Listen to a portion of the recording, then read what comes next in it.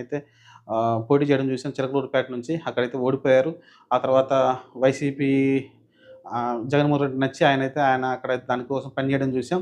కానీ ఇప్పుడైతే ఏదైతే ఆయన మీద కేసులు ఏదైతే పెడుతున్నారో వాటిని తట్టుకోలేక లేకుంటే ఎవరైతే ఇప్పుడున్న కూటమి కార్యకర్తలు ఆయన మీద విపరీతంగా ట్రోల్ చేస్తున్నారో దాన్ని తట్టుకోలేక ఆయనైతే రాజకీయాల నుంచి సన్యాసం అయితే తీసుకున్నారు. చూద్దాం మరి ఫ్యూచర్‌లో మాట మీద నిలబడతాడా? లేకుంటే మళ్ళీ ఫ్యూచర్‌లో ఆయన ఎప్పుడైనా మాట మారుస్తాడు. ఒక్కొక్క మాట ఒక్కొక్క రోజులా ఉంటుంది. చూద్దాం మరి. ప్రస్తుతం అయితే ఆయనైతే రాజకీయాలకి పూర్తిగా నేను దూరంగా ఉంటున్నానైతే ఒక మాటైతే ప్రకటించారు.